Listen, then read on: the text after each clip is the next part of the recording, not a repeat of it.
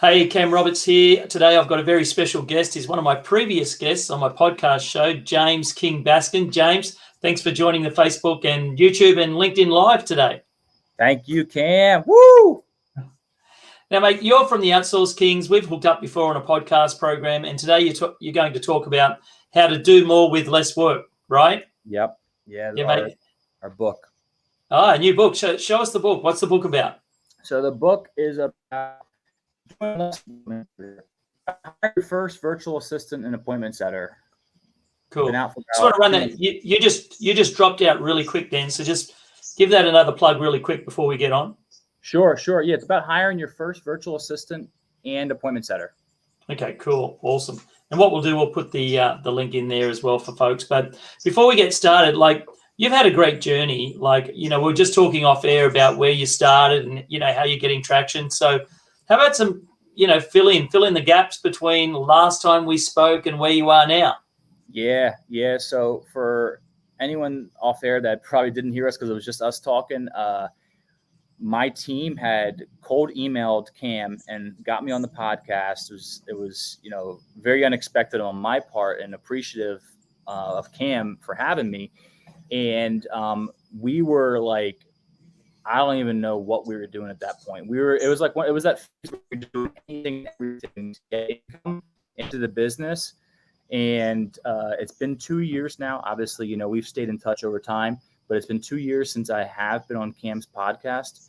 And we have a book out now. We have a coaching program, a done with you coaching program. And then for the past 2 years now, we've had our done for you service of calling leads for our clients and doing follow-up. Yep. Okay. That's cool. And so, I like to talk, people's story and how they got started. So what was the biggest catalyst for you to go from, being on a bike and doing all the pedaling yourself to actually having a team and having that, that growth? What was that catalyst for you? What made that thing happen? Yeah. I was just telling someone the other day, a lot of it was figuring out what I didn't like doing and then what I did like doing. Yeah. And so the stuff that I did like doing, but I knew that I could outsource someone else direction to someone, I was like, okay, I can grow and scale this.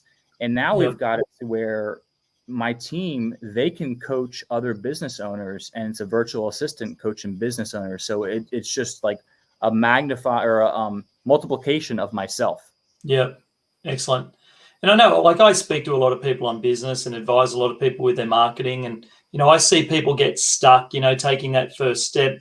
So what would you recommend to someone that's, in the place where you were 2 years ago, maybe making some mistakes, but not yet, at that place where they can kind of hire other people? What have they got to do as a first step? Yeah, I think the best first step is really, actually taking a look in the mirror. Taking a look in the mirror, acknowledging to yourself, here's where I'm at right now. I was just doing this earlier today, by the way. Here's where I'm at right now. This doesn't define where I'm at, but I where I'm at now. So for me, it was like, hey, my life choices, business choices, I had never invested in a coaching program probably 2 years ago. And it's like, here's where I'm at in my business. I need to accept responsibility for where I'm at because this is my life. Yeah. And then from there being like, okay, here's where I'm at. And now in order for me to grow, sorry, I had a brain fart. What was the exact question again? I had it, but I just... So how to get that step from, where you were 2 years ago to now? How do you take that very first step? What do you need to do first? Yep. Getting honest with yourself. And then from there, going out and then launching launching an offer where you don't know if anyone's going to buy, but you know that you are the best version of yourself at what that is involving. Maybe it's copywriting. Maybe it's running an ad agency. Maybe it's, whatever that looks like for you, like, hey, I have enough knowledge of this that I'm the best version of myself in this moment. I'm going to put this energy out there. I'm going to be honest with myself in the mirror, because then the next time you look at yourself, you're like, you know what? You did that shit. You put that out there. One person messaged you, and that one person is going to mean way more in the moment than years later, when you get multiple people messaging you and it just becomes like a song and dance, but that one person, it's going to be like, oh shit, this is real. Yeah. Yeah. That's really good. And your company, Outsource Kings, as you said, it's had some great growth over the last 2 years. Yep. And you've obviously got a lot of clients now. So what are some of the mistakes you see people make when they try and grow their business with outsourcing? Yeah, doing stuff that they haven't done, but they're basing it off someone else's logic. So what I mean by that is like, so I'm a VA in the Philippines, and they're going to know copyright and they have no idea what they're looking for. Now, I do believe in hiring your weaknesses, but if you have no idea what that entails, you have no idea if the person's doing a good job, if they're doing it the right way. Like, I see people all the time, and like, if I was going to outsource one big thing in my business right now, it would probably be Facebook ads. But you better believe I'm going to be on the call with that person, looking at their ad account and their experience versus just being like, here's my ad account, grow my business. And it's like, next thing you know, banned. Yes, that's right. Yeah, that's funny.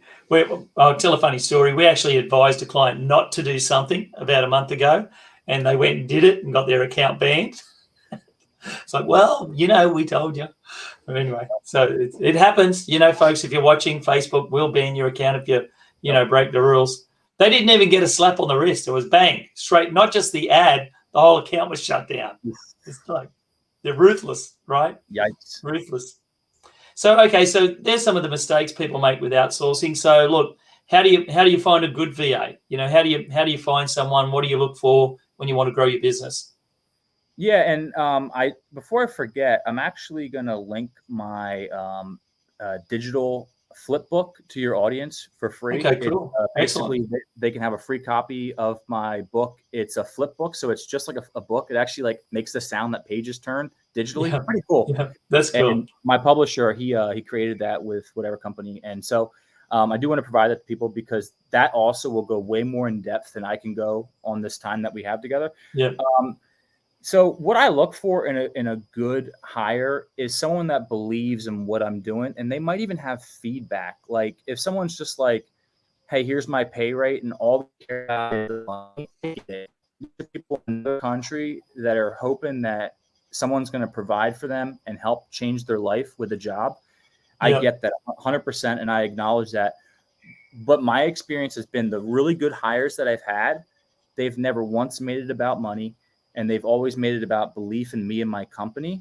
And that speaks miles, And so what I look for, just keeping it, green in the now for people watching that are just getting started, is I look for someone that's like, hey, that's a really cool idea. So when I still interview people, and when I have someone say, wow, what you're doing is not like monotonous. It's like very different. Like it's always changing. And people like that, surprisingly. They don't like hey, every single day it's going to be the same.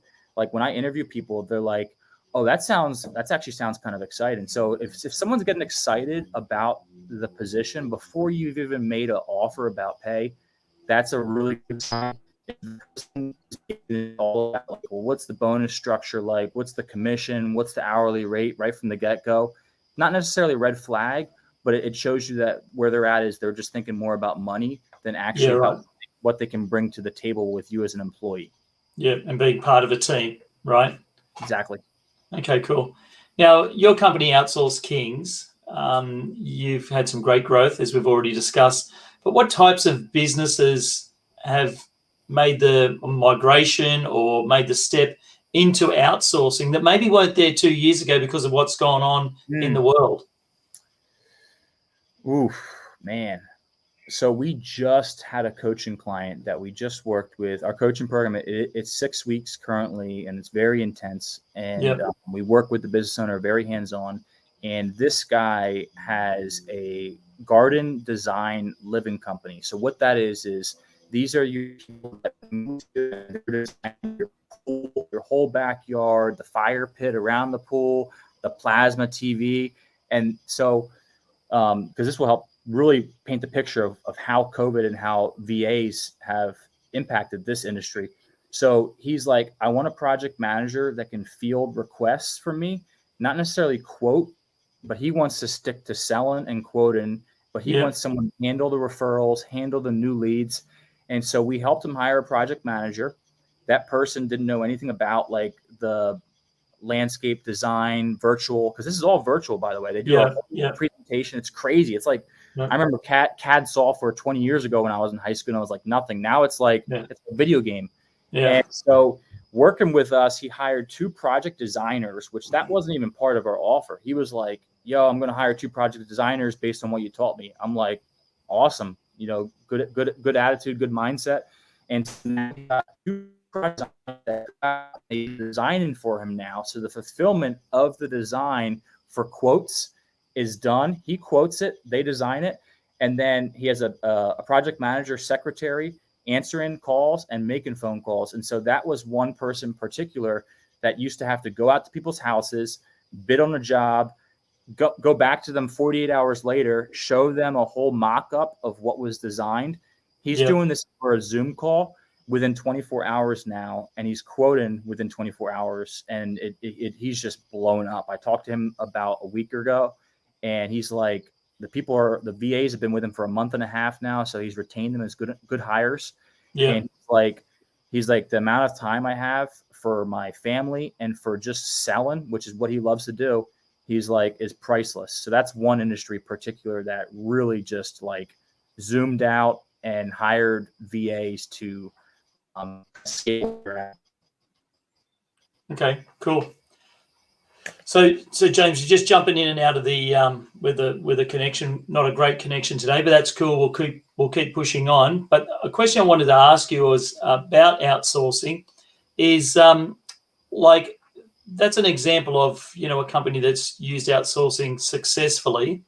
What are some of the trends that you see over the next 2 years and 5 years? Do you see it evolving and changing even more so than what it has? Yeah. How do I sound now? Do I sound good? Yeah, that's good, man. You just keep dropping in and out a little bit. Or maybe I'll try bringing you closer. Yeah, we got hit with that hurricane. I think it was Ida, and it just did a number on I'm in Pennsylvania right now, and it did a number up here in New York. So we lost power earlier today. It was crazy.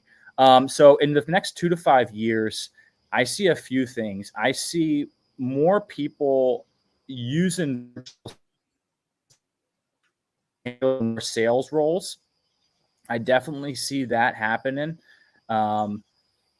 Excuse me.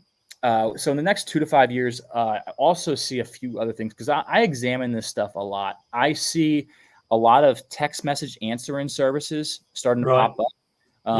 We're both familiar with like different softwares for CRMs. I see people providing to their clients, hey, I'm gonna provide you a dedicated answering person, whatever you want to call it. Account manager is what one of our clients called it, and I love that phrase, account manager. So I can see people being like, hey, Mr. Client that's with me, that's like one of their main clients, being like, we're going to provide you a dedicated account manager for all your prospects and all your leads. They're going to call leads as well as full text message follow-up. I definitely see that within the next 1 to 2 years. And then 5 years, really good question. I definitely see secretaries going away. I see secretaries that do things like email and phone call completely going away. That's a job that has been 100% been made remote because of COVID. And I think more and more people are going to realize that they can hire someone from overseas to handle that role versus paying someone. And I do want to say this because this is not a knock against secretaries, but this is something that I think is more of secretaries are going to have to prove their worth. The secretary that's complaining about not making 50 or 70,000 for a US based startup small business, and all they're doing is emailing someone, communications, and Facebook and their nails or whatever, and guy or girl, whatever they're doing, and it's like, if you're a secretary, no offense, don't complain. You know what I mean? It's crazy, man, because some of these people, they're usually the loudest to complain because they're doing the least amount of work. Yeah, that's cool. And it's true. Like if you can get someone for a fraction of the price And in many cases, these people in countries like the Philippines, they can actually do the work better than people in Australia and America. You know, they're much more motivated. They're hungry. They're passionate. They want to, do the right thing for you. So, I know that in our own company, we use people, and, it's just they're highly motivated. They're committed. They're reliable, So it's much different to what it was 10 years ago. The outsourcing environment, it's definitely worth a look if you've not been involved. So, James, we're almost out of time, but for those people that are interested in hooking up with you or seeing what you do with your coaching program or your done for you services, what can they do, and where do they go to find out more? Yeah, so best place to first connect with me is on my Facebook. Add me, shoot me a message, James King Baskin. Obviously, definitely give a shout to Cam Roberts as a referral source. And then my book. I'm going to send Cam. I guess, Cam, I can send it to you over email or messenger after this. Yeah. I'll send you a copy of the flip book. It's also on Amazon, Outsource Kings. If you search Outsource Kings on Amazon, you will find it for sale on there. If you want to buy it on Amazon, feel free to do that. Of course, I'm going to provide you a link for a free flip book, and then our website, outsourcekings.com. And would love to connect to anyone. Even if you have a question and you just want to say what's up and you have a specific question, we'd love to connect with you. And appreciate this again. Okay, cool. All right, James, thanks very much for coming on the live stream. Yes, sir, man.